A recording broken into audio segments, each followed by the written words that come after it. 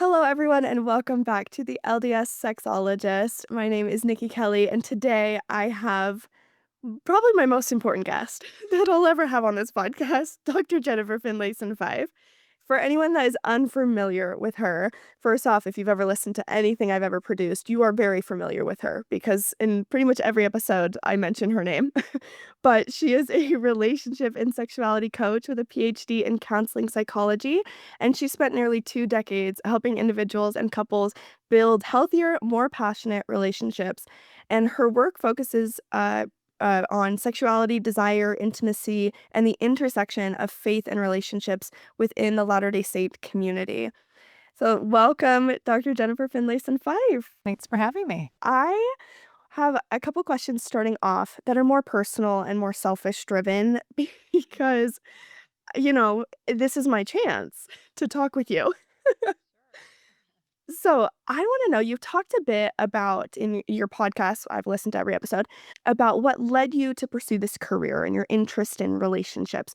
But I would love to know particularly what this journey was like as an LDS member, and if you experienced any sort of concern or judgment or misunderstanding within the church community, especially being single at the time that you were like beginning this pursuit, because that's where I'm at.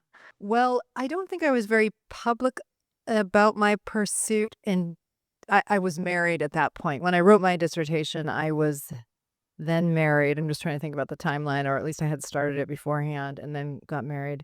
Um, and so when I was actually kind of starting to talk about my dissertation and so on, I didn't have the added challenge of being single, but certainly being a Latter-day Saint. And at the time, which, I wrote the dissertation in 2002. I think I did there wasn't even such thing as podcasting too. I didn't really know how I would use this information, how I would disseminate it, because I didn't see a really obvious channel. But certainly when I first started talking about my dissertation more openly, like on a podcast in, I think, 2010 or 9, then I was invited to some relief societies to like for homemaking meeting. And started doing a little bit more public presentation. There was certainly some pushback then because I think people were afraid of it. They were unaccustomed to somebody speaking more openly. But there was a lot of gratitude too. I have to say there was both feelings. People really were looking for some direction, someone that could speak honestly, but in a way that was congruent with faith. There was a hunger and people that were anxious. And I think it's gotten better through the years, or maybe people just gotten used to me. I don't know, really. Made it easier as time has gone on. Yeah. Yeah. Oh, I love that you mentioned the gratitude because I find that as well. I speak to a lot of Relief Society groups, and the apprehension ahead of time is quite severe. Yeah, very high. And then, once I get in there and I do my thing, then they're like, "Oh, okay, this is actually what this conversation can be like." They've never had it in that way before. But this bleeds into my next question really beautifully. I would like to know how you respond when members do feel anxious or uncomfortable because to be honest, some of the ways in which you teach they challenge the cultural narrative that they're used to and accustomed to. So I'd love to know how you juggle that, how you handle when people are like, "Wait, wait, wait." They love extremes, right? If you're not saying this, then you must be saying this instead, the opposite. It's like, that's not what's going on. But how do you, yeah, deal with that? To be fair, I don't get a lot, but I can talk about the pushback I have gotten and how I've tended to handle it. But one thing is that when people come to listen to me, they usually on some level have bought in. So I'm not saying that every presentation, some people are coming to listen and they've never heard me talk before, and they may offer some pushback. And I mean, I tend to respond with some acknowledgement, genuine acknowledgement of the legitimacy of their fear and of their question, because sexuality is a tough business. It's the most vulnerable part of who we are. And to just say that people have too much shame is not really that helpful, in my opinion. I have anxiety about sexuality because it's very personal and it's very precious. And so wanting anticipating that somebody might be being flippant or too liberal or too meaning like just too casual, that's okay that people are anxious. I can understand it. And so I think I tend to respond with a genuine acknowledgement, of what it is they're trying to ask or get at and why I can understand it. And then I would say I tend to also then address what I think are sometimes the costs of our fear or repression or refusal to talk about it because it has a real cost also. It's not just like don't address it and everything will be well. Sometimes in our fear of it, we've actually created more trouble for ourselves. I think I've also allowed myself to take, like, I remember once, not far into my journey, teaching in Salt Lake and having somebody write me a letter afterwards and just say, how dare you talk about these things, women, becoming more aware of their own body's capacity for pleasure or what might be a role of fantasy in a marriage. And so I had been talking about some of these things and I got a letter that was just like, you can't call yourself a Latter-day Saint and talk about these things. And, my response to it was, I absolutely can call myself a Latter-day Saint. Started by acknowledging her fears. In that particular class, I had been rushed and hadn't been able to give as much kind of context for my position. So I could understand how she might have come away from that feeling like I was off. But I just defended, like, I am a Latter-day Saint. This is my tradition. This is where I have learned so much about what is good in the world and about God. But as a Latter-day Saint, I care about my brothers and sisters and their suffering. And so it's my view, my job to help if I can. So I think it's just helping people to acknowledge that there's something better for us, even in line with our theology. There's a better way. And the more we can get closer to it, the more joyful our lives can be. Oh, I completely agree with you. Absolutely. And I get that quite a bit. I get it from both sides because I did all of my study abroad, so outside of the US. And so for them, it was very much like, there's no way that you can also be a member. I'm like, yeah, I don't know what to tell you. It's completely possible. Yeah. Yeah. It's, I'm here proving it right here, right now. We can move in such simple-minded ways sometimes, reduce each other, and we reduce the complexity of what it is to be human. Yeah. And speaking of that complexity, do you ever find that in this particular space, that when someone asks a very simple question, or at least they think it's simple, and you're going, "Well, actually, it's a very nuanced answer," that you're like, how do you kind of address those kind of questions where you can tell that they're asking in a way that they're expecting a very black and white answer when there really isn't one for their question? And most of it seems within this realm, within the field of sexology itself, like, there's a lot of context, a lot of nuance, and so I would love to know when someone asks you a simple question, like, let's say, for instance, masturbation. That's one I get all the time about masturbation, or, what's your opinion on masturbation? That blanket question. I would love to know kind of your thought process behind answering that and why it does require more than just, well, this is right and this is wrong, and why you can't be the one to say that. Yeah. Well, one of the things that's kind of been a backbone of my work is that, I was in a developmental program. So counseling psychology is more development focused, where say a clinical psychology is more pathology focused.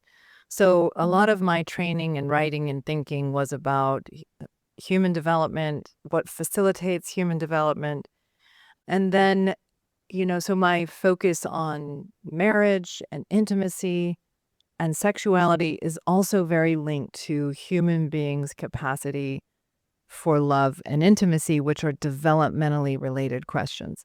That is to say, we must develop out of our most immature selves, the place we start, if we really want to be capable of knowing and loving another human being and letting ourselves be loved and known. So many times people will come with black and white, for lack of a easier way to say it, black and white Mhm. questions looking for black and white answers. And I understand it. I mean, we're often looking for an authority to tell us what the answer is. So we don't have to necessarily discern and think for ourselves. But I think my response is that there's not very many things for which there is a simple black and white answer, because it often depends on the why and what is it. You can take the exact same behaviors in two different people, and one can be a moral action and one can be an immoral action based on what it's doing or creating or destroying. And so I'm often asking people to really consider, what is the spirit of the law? What Mm. is actually happening? Are you using pleasure, for example, to escape your life, to escape yourself? Or are you in relationship to yourself in a way that's more grounding and anchoring and actually allowing you to build deeper relationships with yourself, with divinity, with others? Right. And so these are the questions that matter to consider. What is the morality of a choice? But I also am pushing people away from leaning on others and being more able to think for themselves and to discern. Yeah, I love your, book, loved it, read it twice, where you talk about development in the 3 stages. Can you break those down for anyone that hasn't read it or maybe isn't familiar? Because that is something that has really resonated with me and why I have been such a fan of your work, is the way in which you talk about development has just always clicked with me. I'm like, "Yes, this is a framework in which I can work within," especially being someone that is single and that has chosen this career path. It's kept me very grounded, and when people have questioned me or my intent or anything like that, because I have no real control over that, it's really allowed me a place to navigate and a framework to do so, so I just really appreciate it, but I would love for you to talk about those 3 stages, and especially thinking about a single audience, young single adults or older singles, and how we can relate to that. So, just as a kind of quick context, is that there's a lot of developmental theories and focuses, on spiritual development, relational development, moral development, and so on. And so I'm borrowing most heavily from Robert Keegan's framing, but I chose 3 stages that I think are kind of most linked to the people I work with and most of how human beings function in the world. So the first of those is the egocentric stage. And when we say like obedience is the first law of heaven, I think of it in terms of it's literally the first law. It's the first place we start. When you're a young person, often younger than 8 years old, you're not able to think outside of your own experience. I mean, your mom might see the world, how does it? You might know that mom thinks something and dad thinks something different by the time you're, say, 6 years old or something. But you are very concerned with your own pleasure, your own safety, what your needs are. And because you're a lot more impulsive when you're young, you need a pretty black and white world. It actually helps you. Don't run into the street without holding my hand, right? Don't touch a hot stove. Don't hit your sister. Your most basic framing is on the do's and don'ts and the right and wrong. And it's a kind of beginning place that we need, right? So it's not that that's wrong, right? Hitting your Mhm. sister is wrong, okay? But it's also a kind of, how to say it? It's like you're laying a foundation on which you can build more complex thinking and more complex situations. But you do need to start there. When we enter the next stage, which is the social stage, we are now not so egocentric, not so just preoccupied with our own needs and our own desire to not get in trouble and so on. We've learned enough impulse control that we're starting to learn how to cooperate with other people. And we're thinking more in terms of principles and what is my role? What is your role? What and we want in this stage, in the first stage, we want safety and we want pleasure. In the second stage, we want to belong. We want to know that we're accepted. We want to know that other people see us as good. And so it's a stage of conformity, very high conformity. I want to believe like my group believes. I want to do what they think I should do. I want, and so we're very, very likely to think like the people around us think, not necessarily think for ourselves. We're borrowing how others think. And that's very important. Again, there's nothing wrong with that. We need it. It's a way of expediting our development because we can borrow a system. The problem is we often get stuck in this stage because it's validation based. It's like, if you think the way I think, you're going to have my approval. And because we love approval so much, we tend to conform. And even if we're rebelling, it's still very focused on our group. We're still like saying, I'm not gonna, I remember in high school, and there was a table at the cafeteria that was the quote unquote punk kids, is what they called them. So they would spike their hair, wear dog collars, just wear really anti conventional clothing, right? But kind of saying is, we are the opposite of convention, but they're still pushing against a standard to define themselves. So they're still very linked to that external reference point. Because we like to either comply or rebel, that's very often the kind of, is this good or is it not good? Is this okay or not okay? It's again very important, but stage 3, really we're not capable of it until we're about 18 years old cognitively. But most adults stay stuck in that stage 2, the social stage, myself included. Like I can see myself struggle to kind of think for myself around certain things, or really self-define if I think it will cost me. So I'm not saying, I understand the ways that it can tether us and hold us into conformity. But really, it's moving from the letter of the law to the spirit of the law. It's moving from being commanded in all things to being self-determining. So it's the self-authoring stage. And it's where we've taken the rules as we've understood them. We understand that framing, and we're learning what do these things mean to me. In stage 2, it's like, what do you want me to believe? Stage 3 is, what do I believe? Stage 2 is, who do you want me to be? Stage 3 is, who do I desire to be? And so we're moving from, I've learned, I've grown a compass inside of myself, and now I need to use it. And this is the creative, self-defining, more exposed part of our relationships and of our development.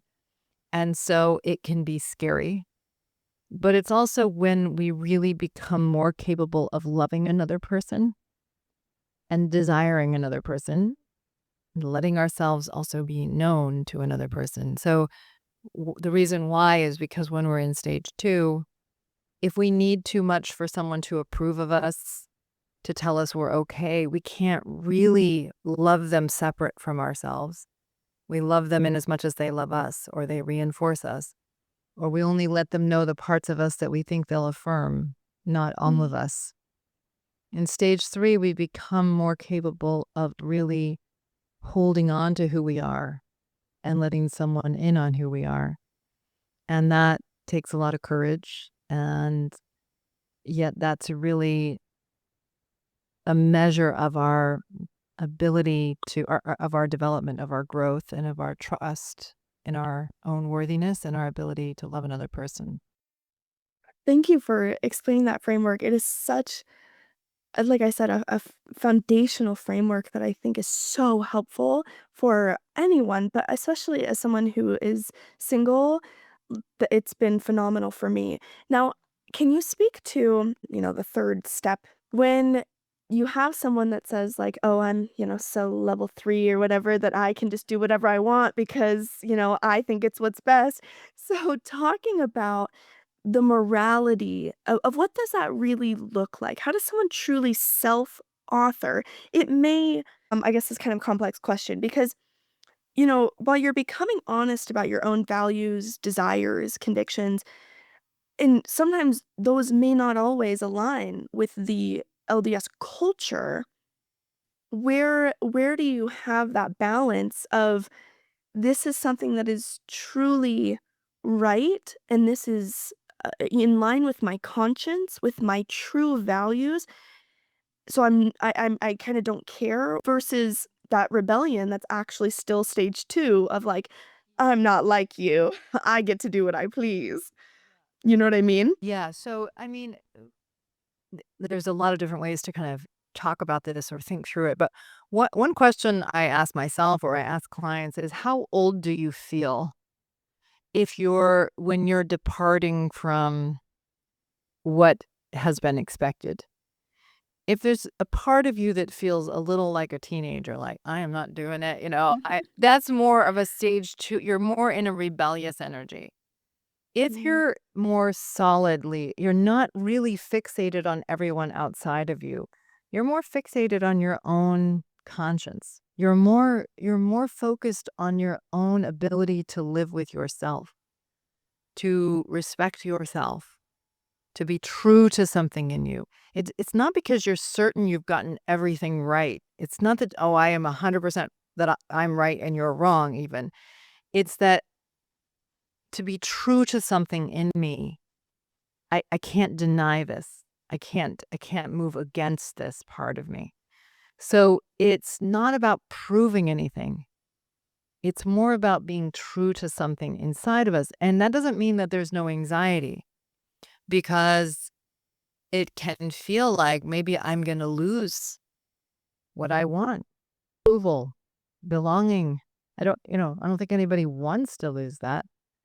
But if I'm truer to something in me, maybe others will judge me as bad or unworthy of their care. And so I have to figure out, what does it mean to be true to myself and not turn that over to someone else? What does that ask of me? And I think that, again, there's a lot of value in conformity. There's a lot of value in adapting to what our group, our family, our faith culture, you know, a society expects of us, because we learn capacity in doing it. But when it starts to become corrupting is when we start to rely on it as a way to get away from something deeper in us that's pulling on us, a kind of prompting, in a sense, to be truer to something genuine inside of ourselves. And yeah, I think Christ was actually quite vocal about that in his teachings in the New Testament, around when we're using principles and ideas to inflate ourselves above others, out of fear to cling on to something rather than to live honestly and with love, and to determine what that asks of us.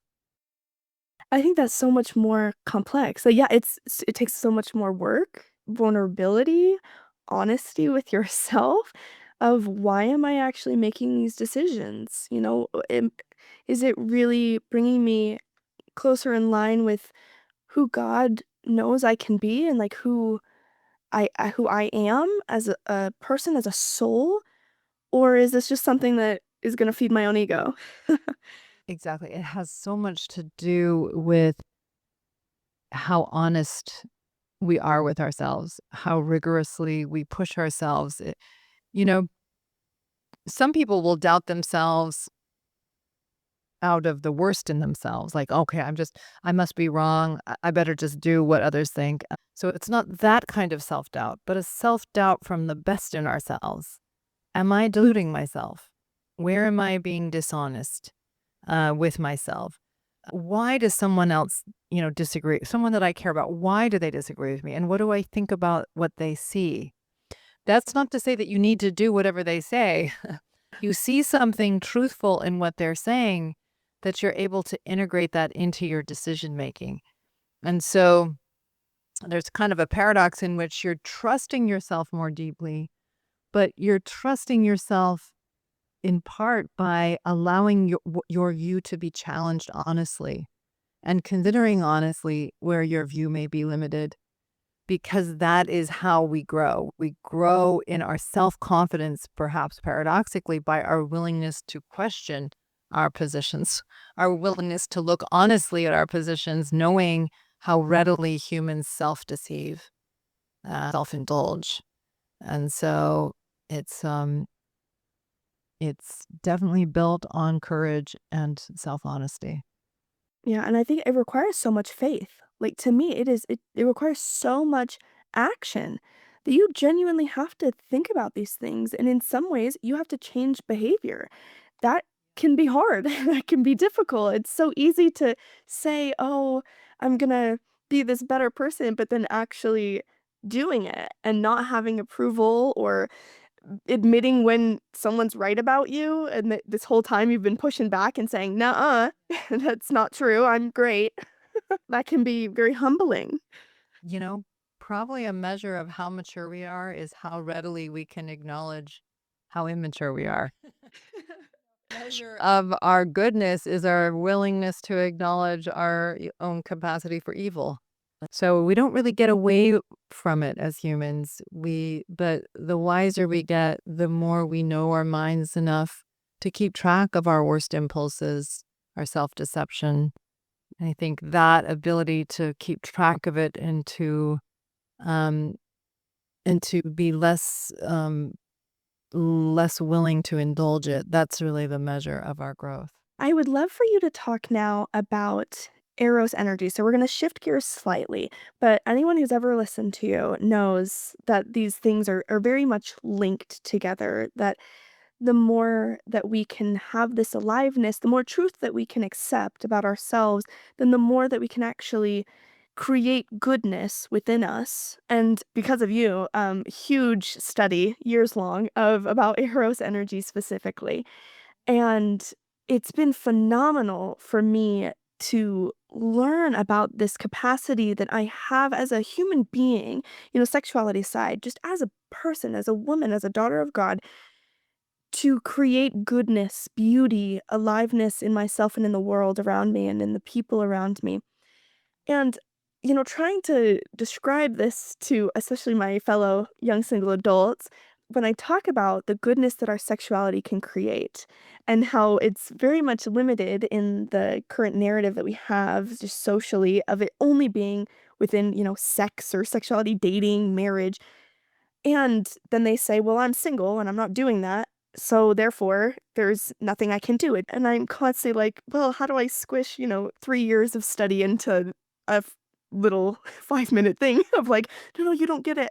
So I would love to know how you explain Eros energy and the goodness that our sexuality has as single individuals, how you can build that, how you can grow it as someone who is actively choosing to abstain from sexual relations before marriage, but that doesn't mean that you're abstaining from the development of this energy. So, can you speak to that? Yes. So the Greeks referred to Eros as the life force, this life energy. And it's very connected to the feminine as well because the feminine is life, right? Mhm. She is the one who creates life and brings forth life.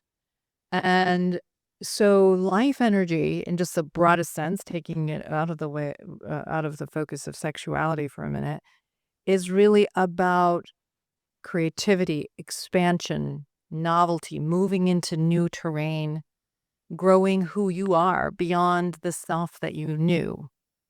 And so, spiritual development, any kind of development, is ultimately erotic in that sense that it is birthing new life, new possibility, capacity.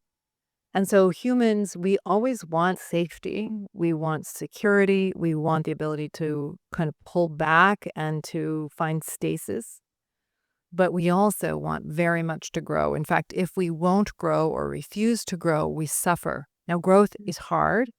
Growth means tolerating uncertainty. It means stepping into terrain where you have not yet mastered. So growth definitely asks something of us. It asks for our tolerance. It's humbling, okay? Because it means I have to acknowledge and tolerate there's much that I don't know and am not capable of. But it's in that tolerance that we grow confidence. It's through our choosing that we grow more capacity within ourselves. So it's life-giving, and it's very much connected to joy. It's very much connected to the body as well, because I think it's a kind of capacity to celebrate life and to celebrate being alive. And if we just kind of pull into the world as we know it, we really limit our ability to know it and feel it and radiate it. And so sex can be an amazing expression of it. Sex can also be anything but erotic. That is, it can be soul destroying. It can be soul crushing. It can be self betraying. I mean, you can harm another person through sex. So sex isn't inherently life giving or erotic.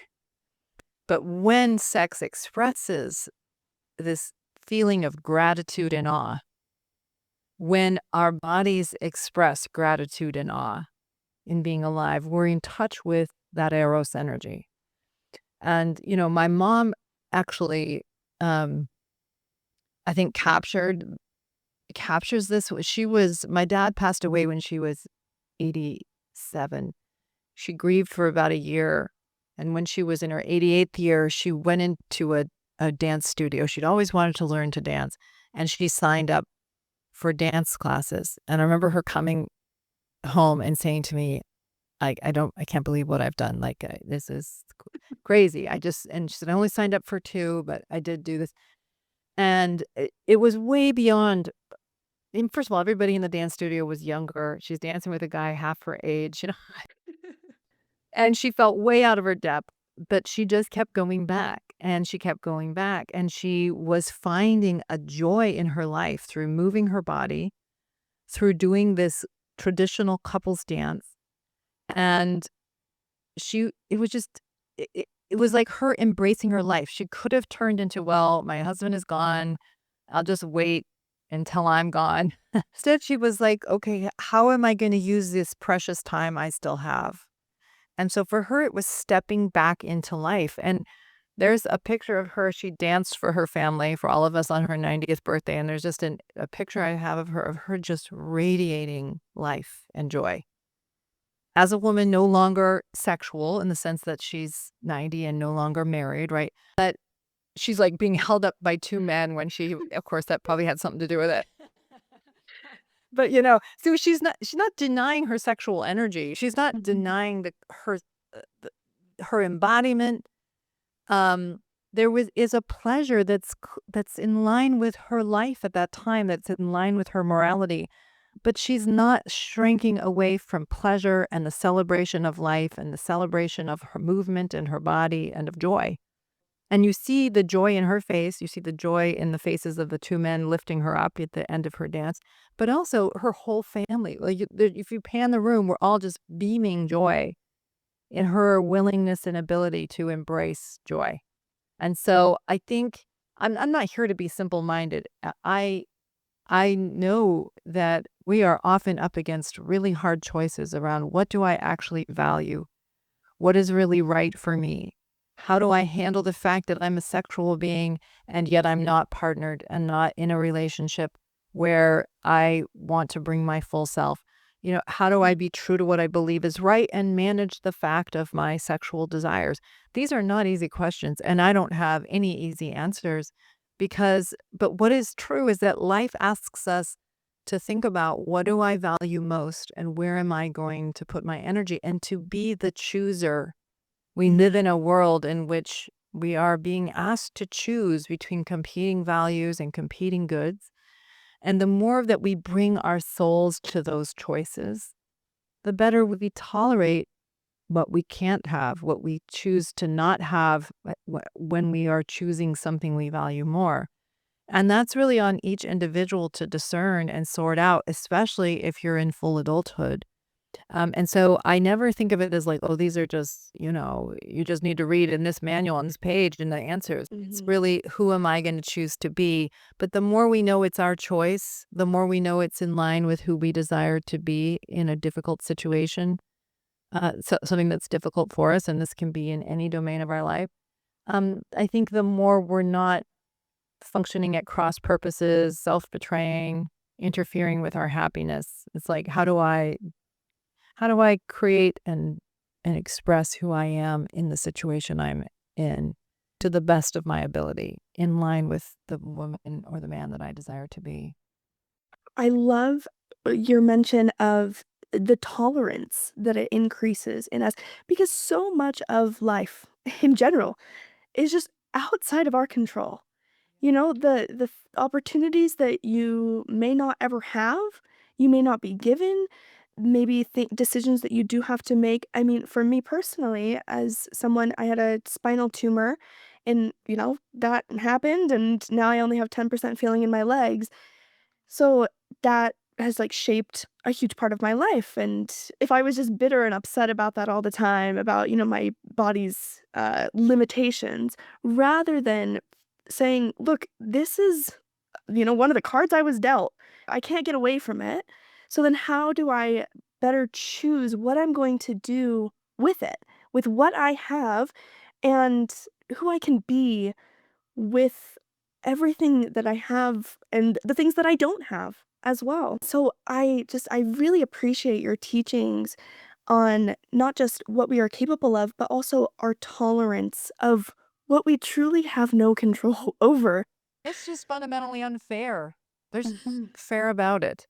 And so it's really, what am I going to do with what I've been given or with what I have given? And that alone, to even just get on the right question and understand it as, this is my responsibility, my stewardship, and what am I going to do with it? Even if I have grief and loss, even if I'm inclined to resentment and bitterness about what I don't have, all of that is important spiritual work. And the more we can understand our task, which is to be choosers with what we do have control over, that is hard. And it's also where we find our freedom. I always say to, YSAs, especially when they get annoyed with, "Oh, Nikki, just give me a black and white answer," right? And I go, "Well, that's interesting that you want that so badly when you fought so hard to have agency. Clearly you fought for this. You're here right now. I'm speaking to you. So this is something that mattered to you far before you came to Earth, that you chose this and you wanted to go through the struggle and you wanted to choose joy. This is the core of what we fought for, what we believe as a theology that separates us from a lot of other Christian denominations or just other religions in general, is the agency that we have and our capacity to choose goodness, to choose joy in the midst of trials and struggles and unfairness, that this is a choice. Like, I don't know if this is best, but I'm still going to choose what I feel is best, right? That is the process. And learn. And so it's not an easy business. But that's all we seem to met. I mean, that, and I don't mean to diminish it, but it takes a lot of courage, and yet it's a very worthy endeavor. Switching gears, I get a lot of young single adults that are dating, and then they have there is pornography usage that is revealed, or they want to ask about it. And I always recommend, what is your relationship with pornography? Is a good question, a door in there. So, what are some healthy questions that can be asked? And then, how can couples distinguish between a personal value, a desire for change, or trying to control or force another person to change? Because this just seems like a really common Yeah. question that I'm asked and deal with. Right. I mean, marrying someone expecting them to become someone else is never a good starting place for any relationship. At the same time, knowing that when you marry someone, they will change, and so will you. That you will evolve, grow, devolve.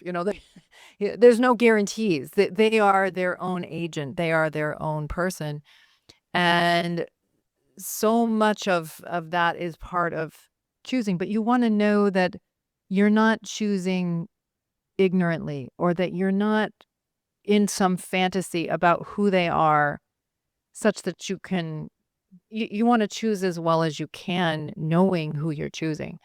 And so I think um, we all have fallibility. We all do stupid things sometimes. We do self undermining things, other undermining things. Uh, that we can't really get away from because we're humans and we're all a little messed up. Um, I think the question is more, how self aware are you and how willing are you to become more self aware? So, the thing I like about the what's your relationship to pornography is that it's more open ended. It's not just do you ever look at it or don't look at it. It's like, tell me about how you have experienced it, how you think about it, how you think about what it means in your life. Because I think on some level, you're looking for a person that is honest, honest with themselves, and, self aware enough that there's a basis for trusting. Some of us lie to ourselves, and so we're not really capable of trustworthiness because we aren't in a very solid relationship to the truth. Mm. The truth about ourselves, the truth about the world. And so if we have a loose relationship to reality or to truth or to self-honesty, we're not it's you can't really build a marriage with somebody that does that. If though you're with someone who's flawed like you are, but they are willing to be in an honest conversation with you about themselves, an honest conversation with themselves about themselves, with God about themselves. Right, then there's room for evolution and forgiveness and growth because you're with someone who values what is true, and you yourself need to be that person too, right? You must build any marriage that's capable of intimacy, that's capable of freedom and ease, must be deeply grounded in what's true, even though fallibility will be fundamental to that. It's very interesting on this topic in particular within the LDS community and heightened anxiety and feelings around it. And, studies show more susceptible to labeling it as porn addiction rather than a compulsion. There's a lot of feelings and emotions around this particular topic. So, sticking on this for just a second longer, if you have someone that is being honest about it, and let's say he is the one that's saying, yes, this is my relationship. I've had this in my life as a part of my life from a very young age. But ever since dating you, it's been so much better. It's been so much easier. I hear this a lot. And I'm sure you do as well. And she's going, I don't want this to be a part of his life, our lives at all. And he says it's getting so much better and he's being fully honest about it. What is kind of your advice for that next step? Because, what the realities of that is going to look like of, well, yeah, sure, in this moment, he probably is being extremely honest. And that's a very good sign. But you're simultaneously saying that this is not something you are okay with in any capacity. And right now, when you're dating, it seems like it's going to be fine. But the result of, once you are married, what your advice is there, I guess is what I'm asking. So first of all, I fully agree that oftentimes we just kind of pathologize and label any porn viewing as all in the same bucket in a way that's really not very helpful for understanding. Is this someone who just has had casual curiosity, or is this somebody who's compulsively spending hours, looking for new images to the detriment of their employment or something like that? Okay, so there is a real range of how destructive the behavior is on one's life and on one's relationships. But it's also kind of like what so not only is there a range in terms of how big of a problem it is, but also what's it expressing? Is it expressing curiosity that was in a fleeting period of one's life? Or is it a self-regulation, instrument of self-regulation? Or like when I'm overwhelmed, stress, it's where I go. Because I would say if that seems to be true, it doesn't mean that there's no growth or evolution in it by any stretch.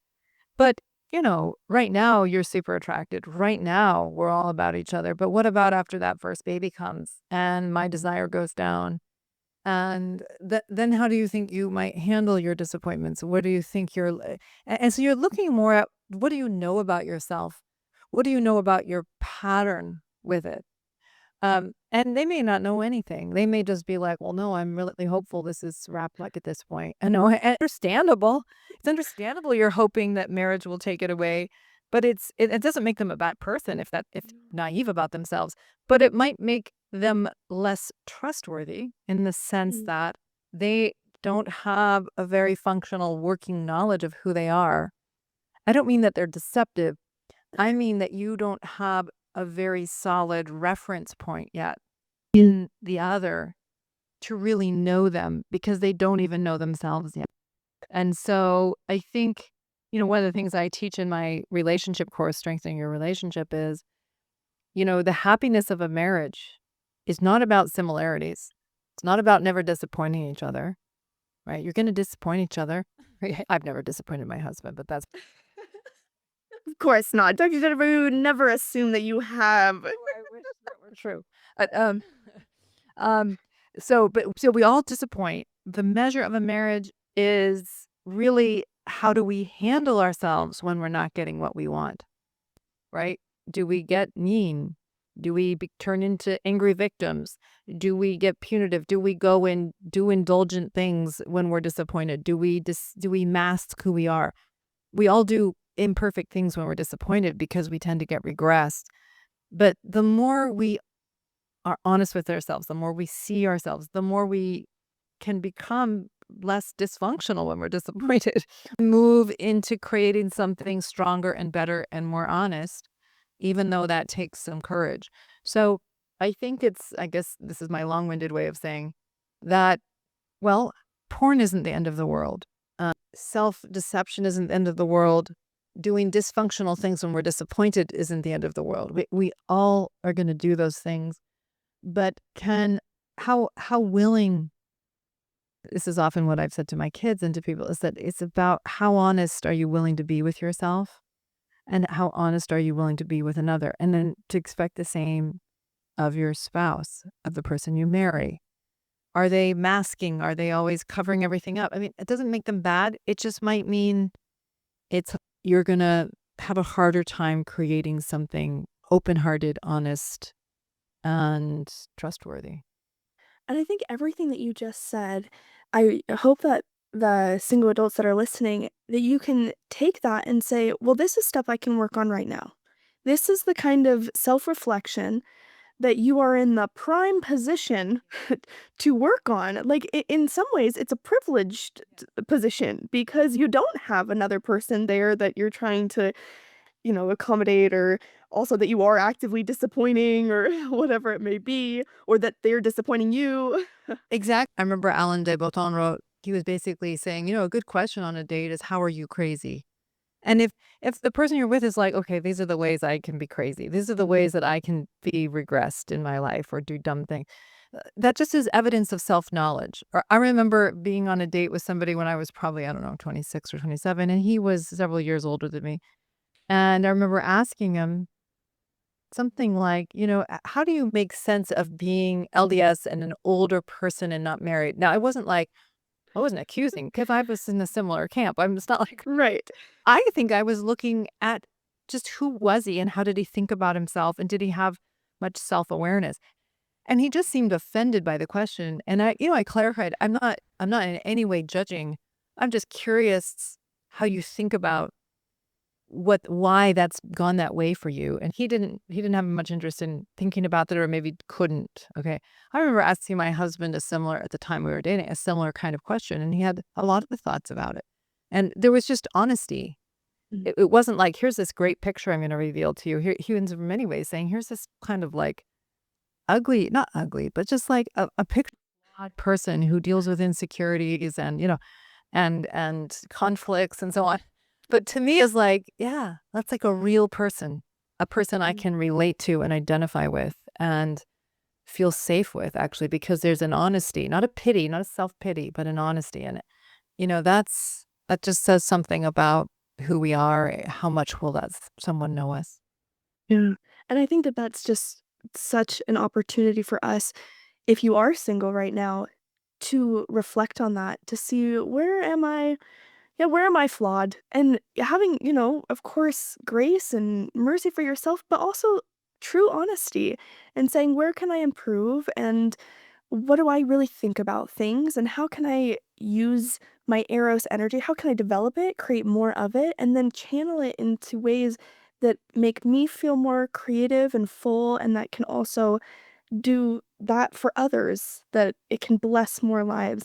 I think that that's a real opportunity that we're missing as single people, and I think, wow, this is just, like, the best time for you to do this. Absolutely. There is so much one can learn in relationship with others, whatever that level of relationship, but it's an excellent period to grow in knowing who you are. And instead of just reflecting on it as this waiting period, as kind of what your mom said, she could just wait until she died and, because her life had no meaning anymore because her spouse was gone. But rather than taking that route, it was, how can I, in the circumstances I'm in right now, create a fullness in my life? And I think we have so much opportunity to do that no matter your circumstances. But you have to choose that. You have to have faith that it is possible and that you can create so much joy and you can grow relationships and have greater intimacy in your relationships, whether those be familial relationships, friendships, any type of relationship, even one with yourself, where you can be more intimate, see more of who you are and what you truly want out of life. And I just appreciate all of your teachings because it has influenced me in such a positive way. You are actually the reason I decided to go to grad school and pursue a master's degree in sexology.